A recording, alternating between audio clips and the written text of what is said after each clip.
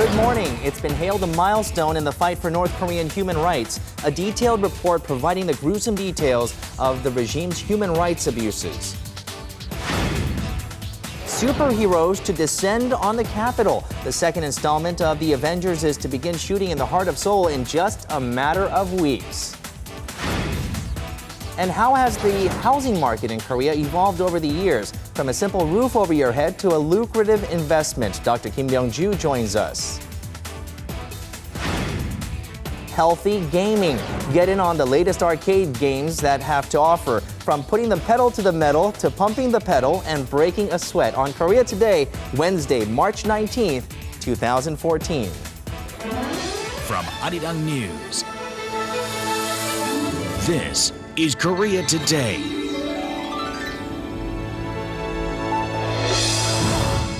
And good morning and welcome to Korea Today on a Wednesday morning. I'm Kim Min-jung alongside Kim Young and Jin-ju. We have some interesting statistics to kick us off this morning. That's right. The employment rate for women in their 20s have surpassed the male employment rate last year, and it's not the first time. That's right. This female strong trend started in 2010, and it can be found across the spectrum in the bar exams as well as in government employee exams. So yes. Women are going strong. And this trend is mainly caused by the increasing number of women with high education level and career jobs. Notice how it's just us talking and Young you guys doesn't are have keeping me out of this, right?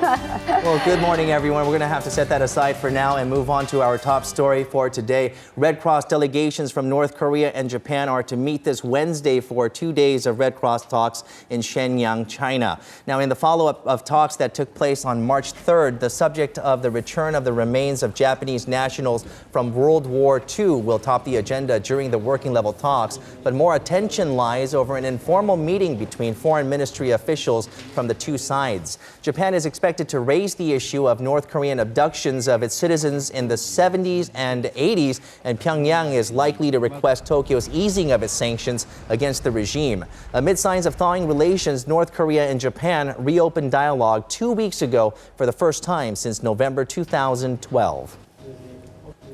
And also, for the first time ever, Korea has given the green light to a foreign operator to tap into its tightly controlled casino market. The Ministry of Culture, Sports and Tourism gave preliminary approval on Monday to a joint venture between Las Vegas-based Caesars Entertainment and Indonesian conglomerate Lippo Group to open the foreigner-exclusive casino in Yeongjong-do, a part of the Incheon Free Economic Zone, some 50 kilometers west of Seoul. Industry watchers say this is seen as Korea's attempts to attract Chinese bettors in the so-called casino war in the Asia-Pacific region, where the market is estimated to generate about $63 billion worth of revenue annually. The casino is expected to open by April 2018 to become the country's biggest, with the full resort to be completed by 2023. And findings show the average Korean's medical bill amounted to a little over 1 million won, or about $1,000 last year. Koreans were charged on average $1,020, almost double the figure from 7 years ago. According to a report by the National Health Insurance Service on some 50 million Koreans covered by the state health benefits, Koreans also paid an average 460,000 won or $430 for their premium. Those aged 65 years and older spent more than 3 times the average at close to $3,000, accounting for more than 35% of the overall medical spendings of 2013.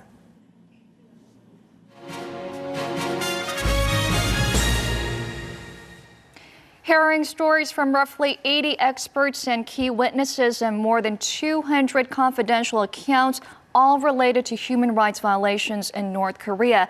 These provided the backbone for the some 370-page document submitted to the UN Human Rights Council on Monday, and it has been hailed the culmination of 2 decades of advocacy for human rights. Although there's still a long way to go, those in the field agree that now is a time for action. Our producer Lee Ji-yeon has more on the story.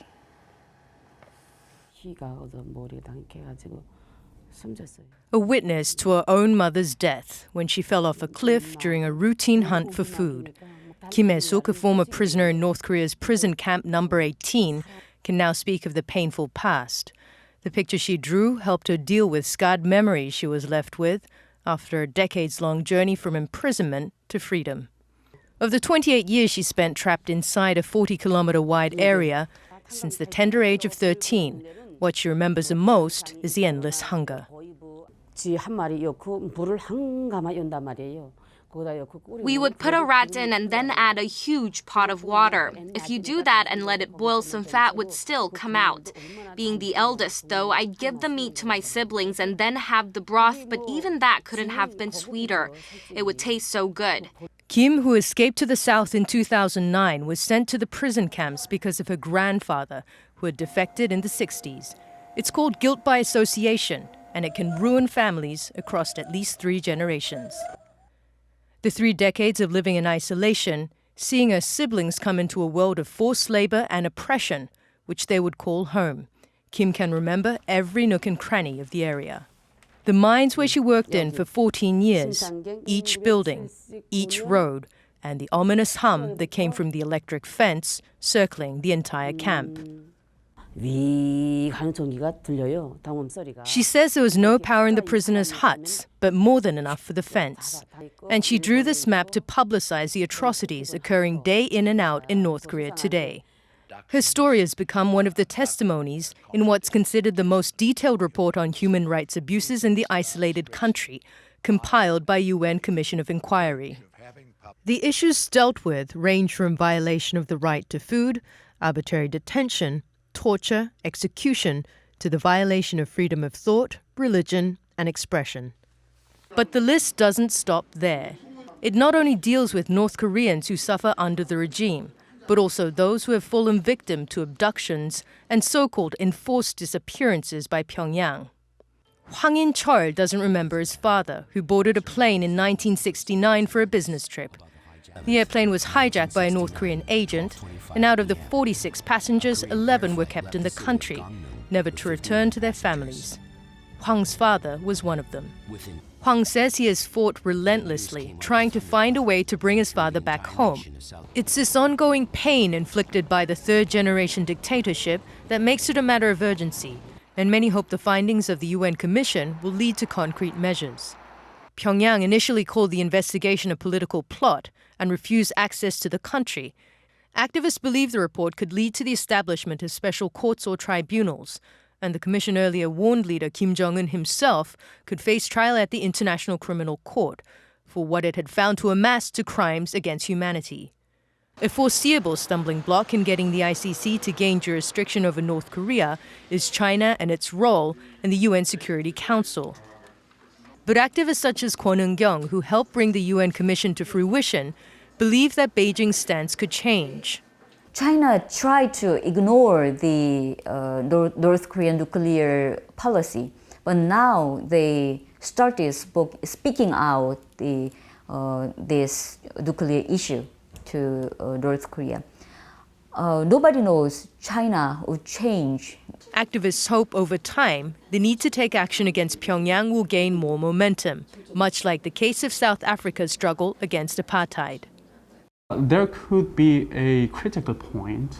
What we have seen back then is that international community joined together and supported the voices from the South Africa. So now it's very similar to the situation that could be applicable to North Korea's case. And that wave of global support is what people like Hwang In-chul hope for. He has continued on with his battle for 13 years after hearing his father was alive in 2001. 포기를 못 하겠더라고요. I couldn't give up. He was saying, I want to go home, I want to go home. But even for his own son to give up, that's almost like having my father's blood on my hands. Hwang still awaits a much-delayed reunion with his father, who would now be 78 years old, and says it needs to happen now. Lee Ji-yeon for Korea Today.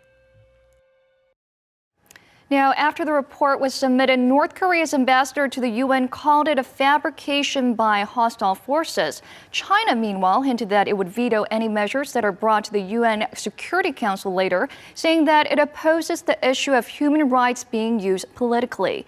So it sure seems an uphill struggle will remain in realizing concrete methods of pressure against Pyongyang. But with the resolution expected to come out at the end of this month from the Human Rights Council, activists still expect much stronger language, urging the UN General Assembly and Security Council to take action later in the year.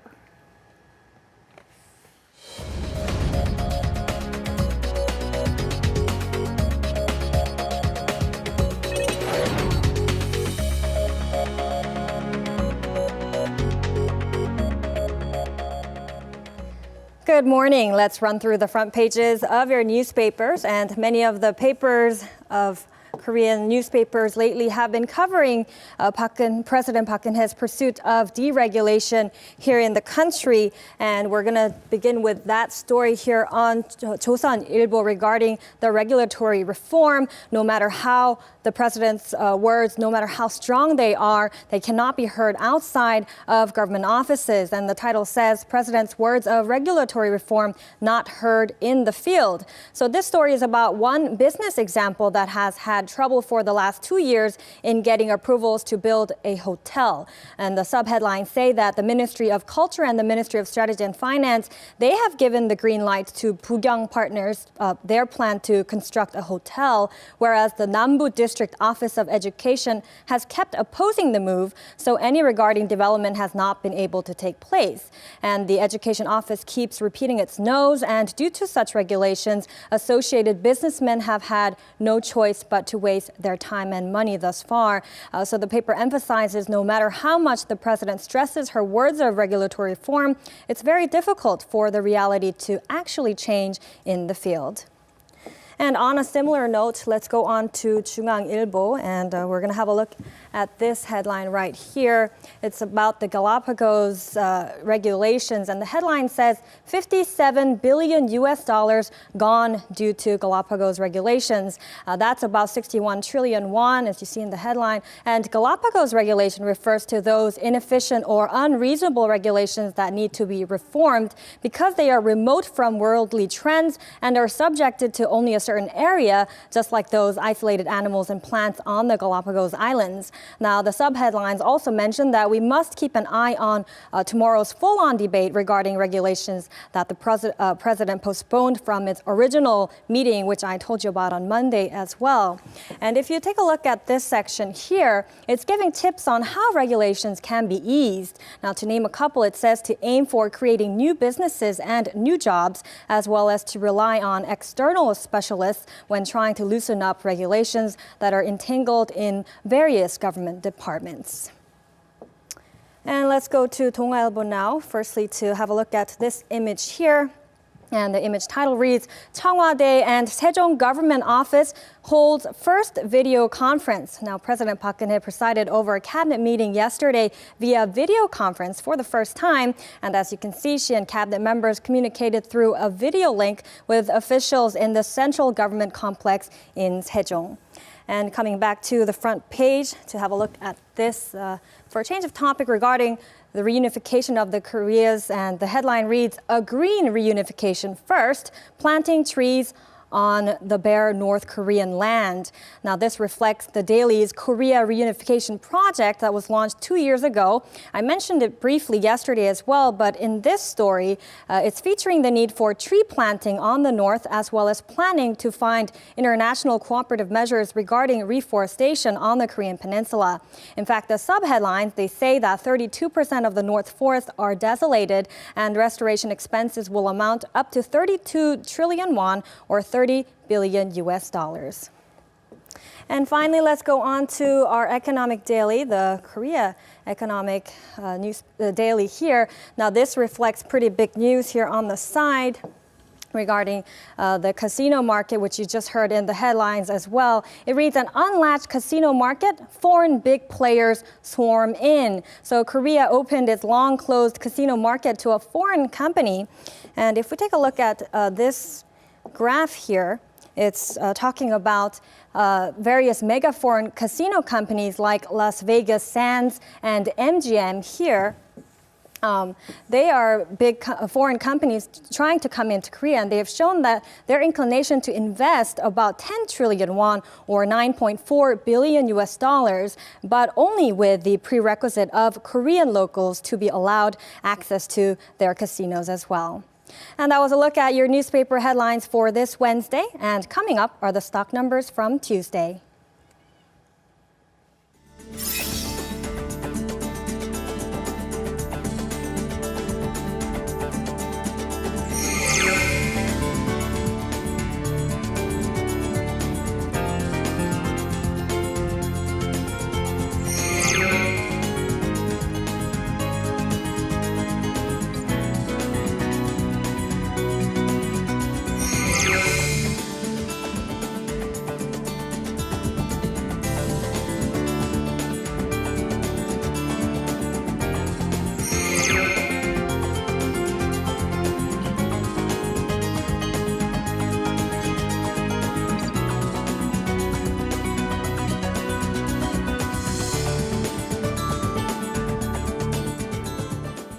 It was a double whammy weather-wise yesterday. We had the fine particulate matter and yellow dust to worry about, many of us in Korea. That's right. It seems that with the warmer temperatures, winds from China are carried over to Korea. But will we get some fine dust today? We'll get a check on the weather with Chun Sung-cho. Good morning, Sung-cho. It's nice and warm out there, isn't it, though? Good morning, everyone. Today I'm reporting live from Gwanghwamun Square in Seoul. I don't know if you can see behind me right now, but it's so hazy at the moment that you can barely see anything what's beyond Gyeongbokgung Palace. Yellow dust swept across the central region of the Korean peninsula yesterday for the first time this spring. Currently, the level of fine particulate matter is higher than normal, meaning children, the elderly, those with respiratory problems are advised to wear a mask when heading out. But fortunately, this dusty air condition will get better as we get further into the day. So let's go ahead and take a look at temperatures around the nation for today. It's mostly cloudy nationwide with occasional afternoon showers in the southern regions, and it seems like the afternoon highs are lower than yesterday in overall. Seoul's highs are 13, Gangneung the coolest at 10, Daejeon the warmest at 15 degrees. Much cooler weather is ahead, so please dress accordingly. That's all I have for the weather forecast. I'm Chun Sung-cho, Korea Today. Now, new developments overnight on the Crimean situation. Now, military tensions are escalating this shortly after Russian President Vladimir Putin signed a treaty with the leaders of Crimea. We'll turn to Eunice Kim standing by at the news center for the details. Eunice, what's the latest on that casualty? Good morning, Min-jung. Right, the crisis had mostly been bloodless, but we are getting word that from a statement posted on a Ukrainian website that a masked gunman had placed a military base in Ukraine under arrest, and in that process killed one and wounded another. This as Prime Minister Artseniy Yatsenyuk has warned that his country was careening toward war. Ukraine, in response, has authorized its troops to fire in self-defense. Certainly, this can't be good. Now, it seems like Russia is very much on course to annex the Crimean Peninsula into the Russian Federation in the midst of all this. Right. You know, we told you that Russian President Vladimir Putin had recognized the Crimea as an independent state. This morning, we can tell you that he signed that treaty with the leaders of Crimea, effectively annexing the peninsula into the Russian Federation. A signing ceremony was held, and it was participated by the Prime Minister of Crimea as well as the Sevastopol mayor. So now it seems just a matter of paperwork before that annexation is complete. And at a joint session session of Parliament, he made an emotional address calling Crimea of vital importance to Russia, saying that the Crimea has always been an inseparable part of Russia in the hearts and minds of the people. All right, we'll keep our eyes on this story. Let's shift over to the U.S. now for the time being, where the Fed's policymaking committee is meeting under its new chair, Janet Yellen. Now, what can we expect from the U.S. economy in the second quarter?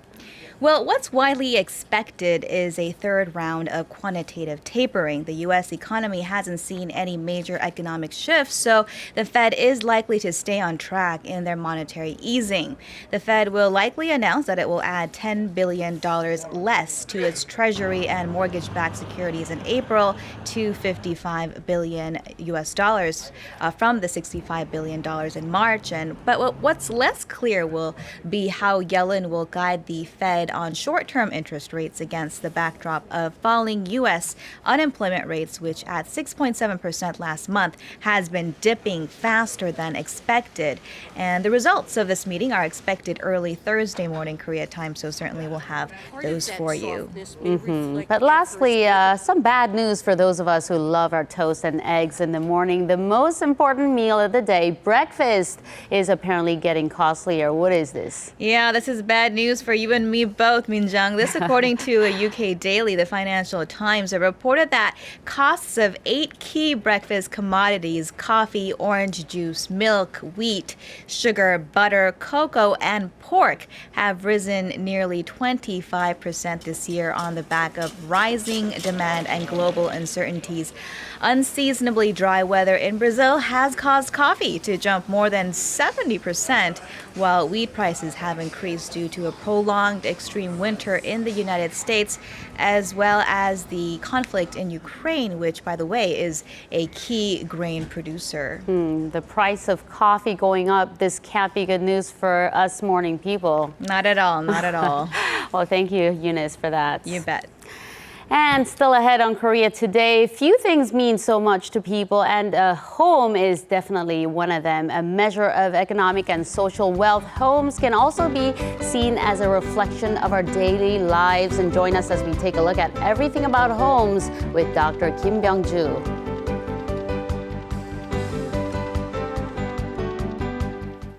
A fine mixture of historical fiction and fantasy and a bit of time travel. The Train Came from the Past is a new production at the Seoul Arts Center and is written and directed by one of Korea's leading playwrights. Our Im Yoon-hee joins us with more. Good morning. Good morning. So this production is by Chang Woo-jae, who won the grand prize at the Korea Theater Awards for his production called This Is Home. But this particular production he's been working on for a few months now, and I think you'll find that it does a very interesting job of blending fantasy with this very factual part of Korea's history. So with that said, let's take a look at the play called The Train Came from the Past. 그래도 하나도 싫어하는 사람이 없었어요. 꿈이 있었으니까. 서울로 가면 뭐를 해야겠다. 만나자, 일하자, 놀자. It's 1953. The country's just been ravaged by a war, and the silence is deafening. These refugees fled to Busan to escape the invading north. But now that Seoul has been resecured, they're preparing to ride this train back to their homes, back to their lives. And though there's victory in the air, it's a rough journey and a long ride aboard this train from the past.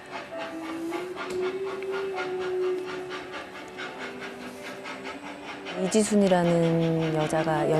1953, Lee Ji-soon gets on the train. But when it arrives in Suseok Station, Seoul, it's 2014. She doesn't realize what century she'd arrived in at first. So of course, she's shocked and terrified when she finds out. Directed by award-winning director Chang Woo-jae, this genre-bending play interacts with the characters and shares in their experiences.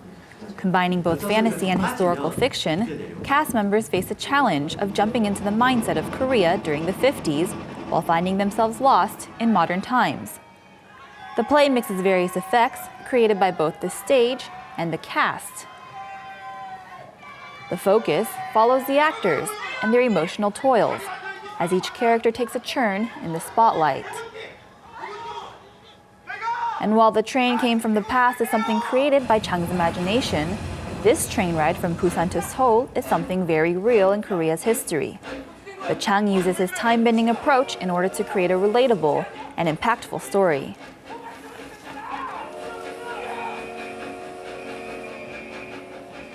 In a performance, there are many elements. You have to think about a big picture and about the choreography. The producer has to create a dynamic experience. When I make a production, I focus on the people. But to do that, the actors have to do a good job. I think that's the most important. Ji-soon and her fellow travelers take a train to the future, but they can't seem to leave the past behind. Now the characters must overcome both the war and the change. It requires the imagination of both the viewer and the cast, but this one-way train ride shows how time can change the future, but never erase the past.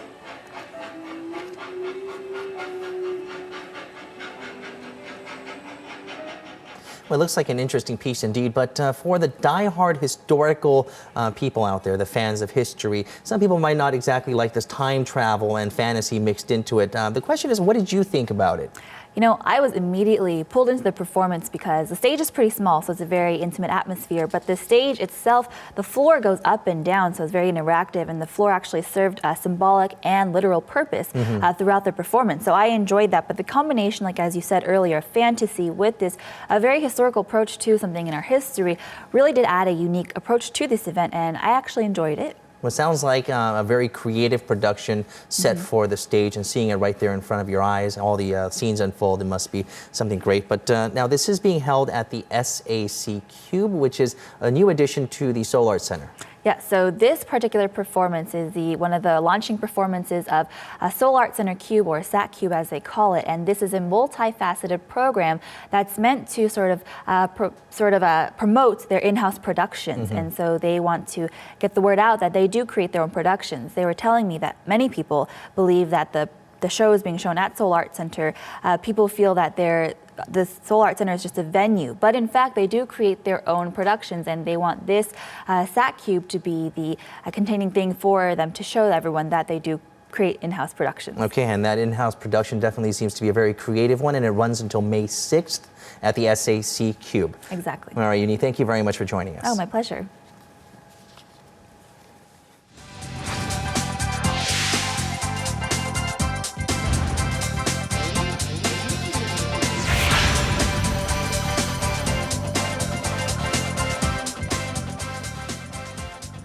Now in today's news sum up, we have the birth of 5 baby moon bears at Korea's Jirisam Mountain. This makes it a total of 35 moon bears living there. I'm sure these cubs are a bundle of pure cuteness. And watch out when you eat your spring greens as well. Kwon Lina joins us from the digital room to make sense of all this.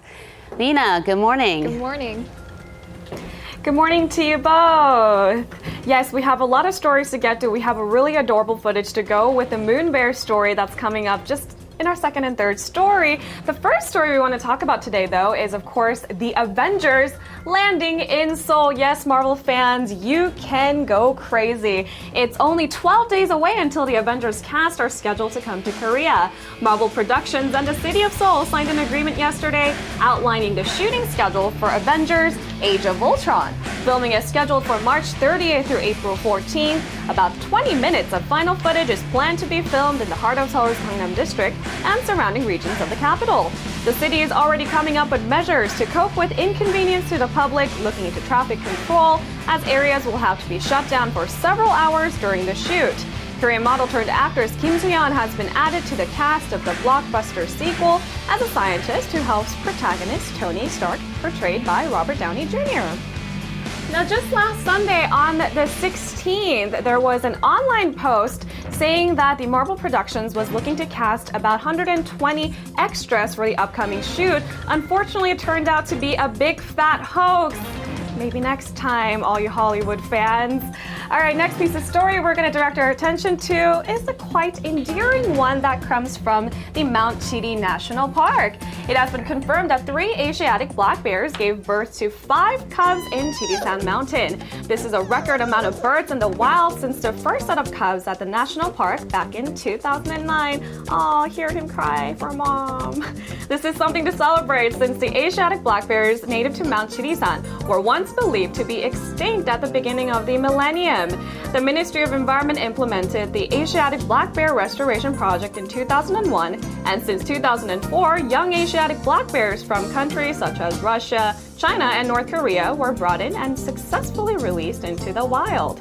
Through this process, now a total of 31 black bears are believed to be living in the wild on Mount Chirisan. Now, they are also known as the white-chested bear or simply the moon bear. Unfortunately, they are still listed in the endangered list as a species that is considered threatened. So this story comes as a very, very big and happy news to all of us that are humanitarians, right? All right, last piece of news I'm going to direct your attention to today is something to look out for. Dangers of spring greens. Now, don't get terrified just yet. For the most part, it's just as nutritious as it is delicious. But the Ministry of Food and Drug Safety has issued a warning on spring namur or fresh greens. It's not prepared right. It's known to have caused terrible cases of food poisoning. Greens that are eaten raw, such as wild chive known as halle, and sedum or tornamur, must be washed thoroughly. I mean, this is pretty standard stuff, but the ministry recommends at least 3 times in running water to get rid of pesticides and potential virus germs. While namurs like bracken or gosari that are known to have a small dose of poisonous substances are to be eaten cooked, and only after it's been cooked. Now, in the last 10 years, about 320 cases have been reported all around the month of March, which is why they issued this warning. Be careful, take the proper precautionary measures, and you should have no problem with spring namur. That's all for me. I'll see you back on News Sum Up tomorrow.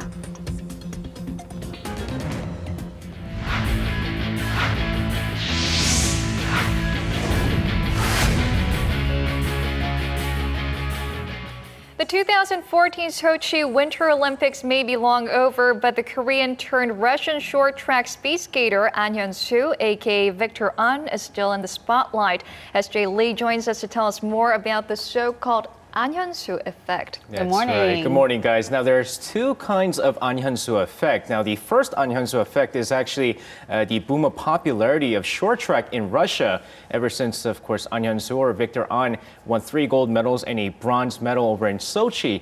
But the second An Hyun-soo effect is actually affecting Korean sports right now. But just to give you guys a brief overview of what actually made Victor An leave to Russia, he was actually one of the top short track skaters in Korea in 2006, but he had a falling apart with his head coach, who quickly dropped him out of the national team. Now, he still had a lot left in him, and he wanted to compete in the Olympics. And what started out as just him training in Russia to stay in shape led to him getting naturalized and eventually representing Russia over in Sochi.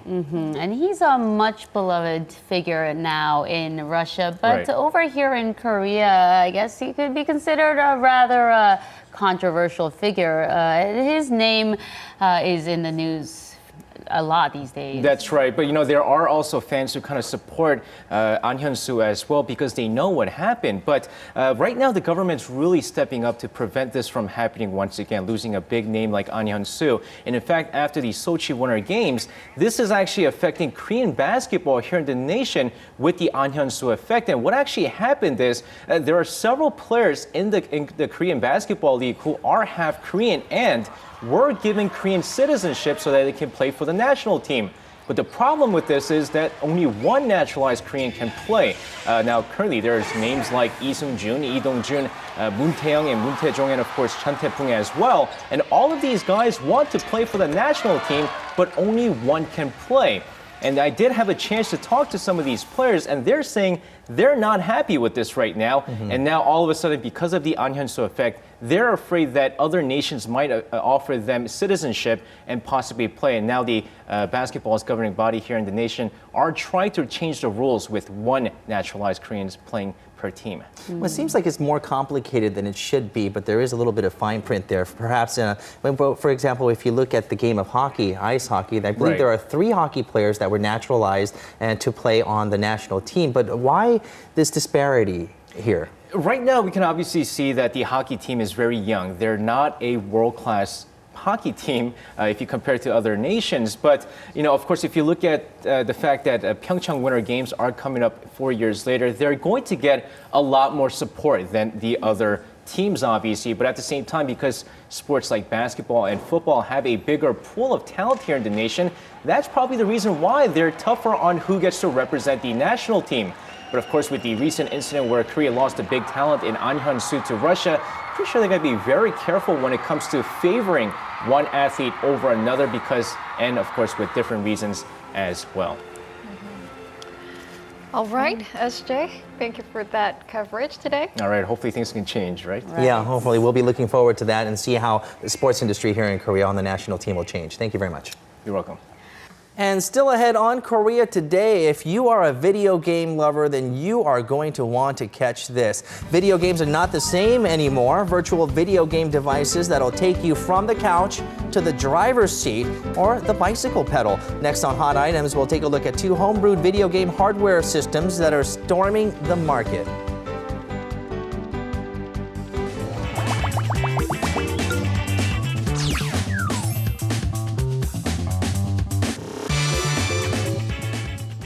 And the Korean government has been lifting regulations to help boost the housing market here in Korea. The housing market, it's come from getting a simple roof over your head to lucrative investments and even some big losses. And how much do we know about it? Well, Dr. Kim Byung-ju makes sure we know everything about it. Good morning, Doctor. Good morning. All right, now let's talk about the housing market a little bit. I think a home is very special to Koreans. Yeah, for Koreans as well. But most people around the world, home means a place where your family live. Yes. Not only that, but also an important asset for individuals and then the family members. And also, status symbol for many of us around the world. But particularly in Korea, that has been the case. So that's the reason we came up with 5 keywords today to characterize Korea's housing market here. First one is the rental market turmoil that's happening these days. And there is a special kind of rental system called jeonse, which I'll explain after this interview of the common people here in Korea and what kind of difficulties they're going through. Let's take a listen. All right, let's take a look. I could barely get a loan because the jeonse prices were too high. But there are few jeonse places available at my price range. It's very hard to find a place at the right location and the right price. There is more demand for jeonse than there is supply. Prices are rising and even what used to be jeonse places are now out as monthly rentals. It's hard to find a place. I want to switch to jeonse even if it means I have to get a loan, but there are no places at the price I'm looking for. I have to stay with monthly rent because I don't have a lump sum. Yeah, the problem with jeonse system itself is it's a lump sum money that you deposit, you give to the landlords, and the landlord is supposed to do with something with that money. Whatever they want with it. Yeah, good old days when the interest rate was high, there was a very attractive system where there was enough supply and then demand and all that. These days, Korea's interest rate is so low. With lump sum money, you don't know really what to do about it. So on the supply side of this housing, the landlords, they don't like that system itself. But for common Korean people, when they have their lump sum money, they would like to deposit it and have the housing in return rather than paying like monthly rent. So there's a huge demand for a jeonse market while supply is limited. Therefore, the price is going up, and that's why people are suffering like that. So there's a big dilemma and problem, and a lot of people are complaining we don't have enough jeonse housing available in the market, so it's a big headache. Right. Jeonse is a system that is quite unique to Korea. And last month, the government unveiled a plan to help advance the housing rental system. Now, do you think this is effective? And also, how would this affect the transition to a monthly rental system? I think it's a movement to the right direction. Commentators like myself have long emphasized that the need to move from jeonse system to wholesale system, monthly rents, because That's what people want. That's where supply is. And then, if we somehow increase the supply enough to lower the price, there will be enough demand as well. So that's the movement to the right direction. But I think we need more time in terms of getting used to it. So let's move on to our second keyword, that is, as you mentioned, the housing as an important investment method or place you can park your money in Korea. That has gone beyond the concept of investment and more almost into the speculation here in Korea. So it has been a real big issue and the problem and headache for the past several decades as far as I can It's become very risky, and that's also one of the reasons why the demand for jeonse is going up. Risky but lucrative. Yeah. Has been until recently, right? Until recently. Right, and that's because of the demographic change in Korea. The overall population has been growing fast until about 10 years ago. So the demand for housing has been increasing continuously. So if you buy a house, it's almost certain that the value of that housing would go up. So it was almost near certain investment for your return. And plus, in Gangnam area, south of the river in Seoul, because of the popularity of the school district, there was a great demand. So a lot of people were looking at Gangnam area where the price was continuously going up. So they're keeping their eyes on it and realizing that I should park my own money to real estate market as well. That's why there was a speculation big time until recently. That's right. And let's move on to our third keyword today, which is about the people who actually have been following this curve that I was talking about, this speculation. Those people who just got in just a little bit too late. when the housing prices were way up there, and they took out big loans to pay for those homes. Right. That was unfortunate. Exactly. And that was the case up until about 5 years ago. I know several friends of mine who actually borrowed money from the bank, and their housing price at this point is actually lower than what they had at that time. What that means is, even if they sell their house right at this point, liquidate them, they can get enough money back. That's the problem. They should have consulted with you before they made that move, right? I'm not a fortune teller here, so that's a very difficult one. But Korean government is now saying that there is over 1 million people who actually are being called house poor. Those people who have those houses, what they call underwater house. And so it's a big time suffering that we are seeing in this society. So what does this underwater house homes mean for the economy as a whole? It means something very serious because it means the big headache for the Korean economy, which is household debt. And these people are pretty much trapped. As I mentioned, even if they liquidate their house, they cannot pay. They cannot come up with enough money to pay back their debt. So this is a huge problem for the Korean economy and the government as well. That's right. That's about those people who have been following the curve. And let's talk about those people who have been actually moving ahead of the curve. Okay, this is the part that everyone wants to listen to, right? Exactly. Right? And we have some interesting visuals as well. Okay. What's happening is, the first part, if we can bring up the visuals, I think it will be very interesting. And first part of this neighborhood of rich people that we have is called area around like Bukhan Mountain, like Pyeongchangdong and Seongbuk-dong and these areas. And these are people not exactly who are moving ahead of the speculation curve. These are people who have been traditionally rich. This is where the old money has traditionally been. Exactly, right. Jinx. So they're saying about over 100 Chaebol families actually continue to live there. And Korea's most expensive house, they say, is found in that area, about 13 billion won in terms of current price. And so this still continues to be the area where a lot of people, rich people live. But the picture that you see on the screen right now is about Gangnam area. And that's the area which is like a high-rise.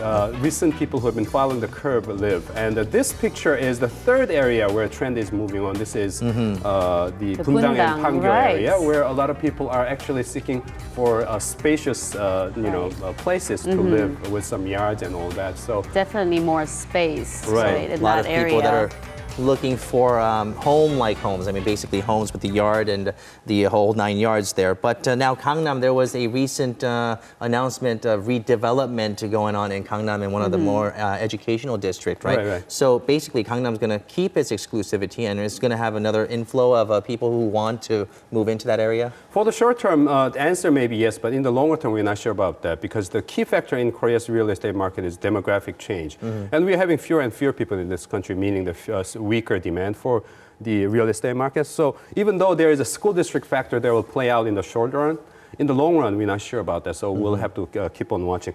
Last keyword for the day out of 5 is the new change. And we actually have some smart young people who are finding new ways to find the supply their need for housing here. So let's take a look at some visuals here where young people are actually sharing houses.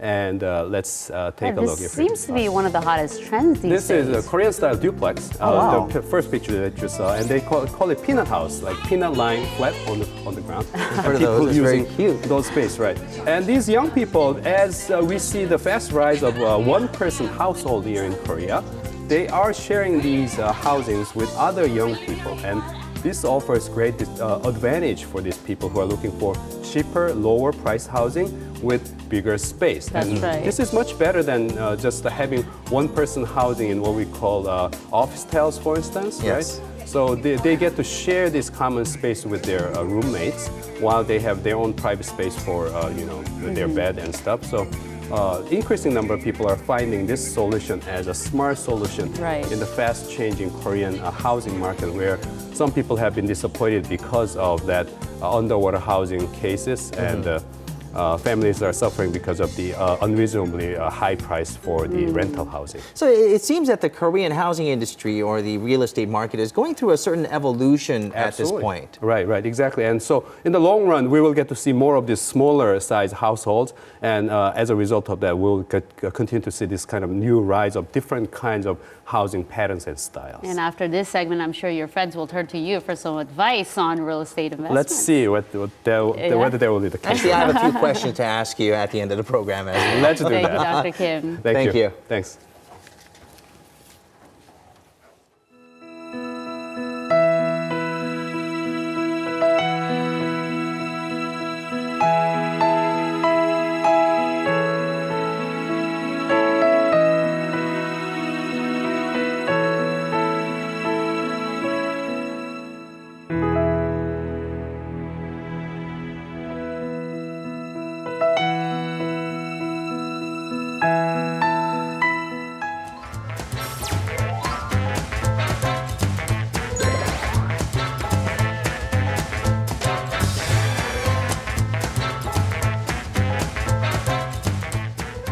It's time now for hot items. We're really excited about this one. I'm looking forward to this. That side of the set has been turned into a video arcade, and Angela Park and Peter Bint are going to have a lot of fun, right? Yes. Good morning, guys. And you guys are matching. I know. We don't even plan this.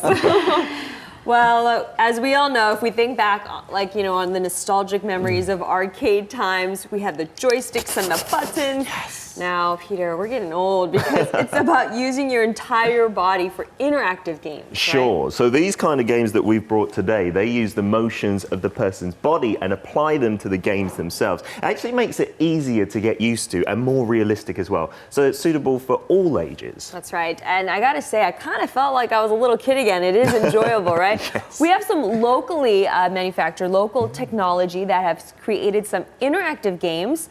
I'll go first. Yours looks really flashy, so I figured I'll get mine out of the way. But this is a great device in terms of getting your workout in, as well as entertainment. This is Tour de Star by Selbig. Well, it looks like a bicycle racing game. I am quite a gaming expert, so I can tell that from this. I don't know how you picked up on that, but that is exactly right. Basically, the key here to this game is that it moves, or your character, the cycling speed, it moves exactly as fast as how you pedal. Oh, wow. So right? the faster you pedal, the faster the character goes, and vice versa. That's right, that's right. So let me show you how it works, because that's a pretty easy enough concept, You know, right? I do bike, so I am going to be critical of your posture. I'm the opposite. I do not bike, but the good thing about this is I can't fall down, right? Okay, yeah. It is stationary. So you start, you pick which mode you want, their item and speed mode as well, and then you pick your character. I'm just going to go with this. Yeah. Hey! Yeah. And then you pick the course. It's all really easy to get set up. I'm really horrible at video games. But anyway, you start cycling, right? Surely a bit they're faster beating than me. this. Yeah, you've got to It's beat very them. sensitive. That's not a game, that's labor. If you go that I'm going really fast versus I slow down. It's going the same speed that you pedal. That is unbelievable. That's right. Oh, I'm beating him. You are, but he's like a bear and you're Okay, a mouse. see, You he should just be shot faster. me. He shot me with but something. He's huge, so collect an item. I can't. How can you avoid okay, that? there we go. So I'm going lightning? to try to. Oh, I'm in the wall. So how does this machine detect how fast you're pedaling? Well, though? there's a speed sensor in the cycling portion, right? So however fast I move, it relays that signal to my character. Wow. And obviously I'm not moving, so it's going backwards here. But anyway, that way my character moves just as fast. Okay, but you're really bad at this. So I'm can I have a horrible turn? at this. Go ahead. I'm sure I can beat you. I hope you can beat Okay. me. So I just need to pedal as Yep, fast just as go. possible. You can pick up from where I left off. Let's get it. That's Oh, some but pedaling. Oh my goodness. It vibrates. Break everything. Look, it got really competitive there. Actually, it looks like the stage is vibrating, but really It's the machine. the machine as well. That was 'cause totally planned. if Okay, you yeah. I think it was Peter pumping that the pedals there. Vibrating. It's very vigorous. Easy Very there. vigorous. It has vibration as well. If you want to play with Yeah. your friends, there's a 2-player mode that you can Wow. take advantage of. You can shoot things for the item battle, Yeah. for speed battle. There's boosters to give you a boost. But I just played that, and it's not just a game. It's like exercise at That's the same right. time, right? So, are you kind of out of breath? I Catch am your out of breath. I need to catch my breath. At the end of the race, what it does, it also gives you information regarding RPM, revolutions per minute, not to mention the average speed and the distance, total distance traveled. So you can kind of assess how much of a workout you got as well. So how many calories you've burned and things like that. It's a great exercise game then. But on to mine. It told us to retire. I think we do need to retire. It knows how bad we are. But my device Yes. is something a little different. It's a racing game, you can tell, right? Yeah, I mean, I kind of picked up on that, just like you picked up on the cycling, but it's in the air. Sure, that's the difference between this. This is the top drift by a motion device, and how it's different to other racing games is because it lets you literally fly in the air, right? And your motions dictate how the seat moves and things like that. It is unbelievable. I'm going to get in now, okay? Rumor has it that our staff was going pretty crazy They over were blown this. away. Show us how it works exactly. I've been in lots of racing intense. games. Yeah, so it's pretty similar to other ones when you get set up. Like, you've got to sit in the seat. For this one, you really must put on your seatbelt as well. I heard you might even get motion sickness from this. You can indeed. It looks like a lot of fun, Yeah, but you okay. choose your course just like the same as other ones. And here we go. Let's restart. There we go. And I think you should stand a little bit away I have to from go back, me. huh? And here we Is go. this Let's okay? turn on the sound. Whoa. Literally. Oh my God. If you turn left, the seat turns left. You turn Wow. right, the seat turns Peter. right. And I'm pretty good driver, I think. But it's really easy to pick up because it is pretty similar to driving a real car. All right, well, come back towards this way. Yeah. The movement, you're moving all over the place right now. Sure, let me stop because I can't concentrate and do this at the same time. But it is amazing. There are 4 different motions that this machine has. Yes, come on back to Earth here. It has a yaw motion, which moves horizontally. Then it has the rolling motion, which takes it clockwise and counterclockwise. Then it has pitch for up and down for different terrains. It is brilliant. And then also it has the heave motion, which can pull a person weighing up to 200 kilos Okay, at phew, high I'm good. speeds. Yeah, so Yeah. you're good if you want to take a try later on. All right, so the movement is great. I'm noticing these seem to be the key components in the structure. Yeah, the 3 poles on this machine are the actuators, and that's what does the hard work. They take the signal from the game itself and translate it into motions, all in harmony, like up, down, left, right, Right. clockwise and counterclockwise as well. That is amazing. I gotta say, this is a lot more high-tech than the stationary driving game that we did when we were children, Sure, right? yeah. From what I hear, you can actually take other games and try to give it a more realistic experience through the top drive. Absolutely. This is the hardware, so you can put different games onto this device. It's not just racing games. You can do flight simulator games and robot suit games as well. Robot And suit you know, the games. hardware is obviously important, and it's a pretty pricey bit of kit, but the software is what makes it really fun. All right, I already see the glow on Young's face. He cannot wait to get over He it. is wants to itching try to this. come and try Let this him. game. Let Mother, can him I have 501 so I can play one Right, last here game? you go. Here's the money. Go Now, play. You know what? I've I've been seen waiting Young for this. drive. He's taking his jacket. He He's a means good business. I driver. am going to throw my jacket over there. Wow. Oh, look at him All right. rolling up his Okay, I'm going to sleeves. set it on a hard course for you as well, Young. No, I think the Be easier one will do. Yeah, be careful there. Seatbelt You might on as fall well. off. Kids, Definitely. buckle up. Is the seat all right? There we go. Hey, I have longer legs than that. Okay, let's go. All right. You ready? Yes. We gotta back up after this, Peter. I don't want to see you spinning in the wrong way or anything. Let's You've got a see you in reputation action. to Whoa! Whoa, you gotta be kidding me. Right? How is it, Young? How does Oh, it feel? it's fantastic. This is how Young drives to work, I think. How's the steering wheel sensitivity? It's sensitive. You're going the wrong way, Young. Yes, I am. Young. It's okay, I'll catch up. Oh, wow. But it is like a theme park ride almost, right? Oh, this is even better. I'm I want amazed this. at just the scope of movement that this So how much device is this going to set me back? It's around 30 million won. All right, so I'm not buying this. it is for individuals, but more for theme parks and places like that. Oh, Not for your bedroom. This might be the most fun I've ever seen Young have. Right. I think you should present the show like this, yeah. All right, we'll let Young have fun while All right, we I'm gonna wrap play the up game. show here. All right. Well, that just about does it for this edition of Korea Today. We'll be back here tomorrow at 7 a.m. So until then, goodbye. Thank you for watching. Bye-bye. Let's join him over there.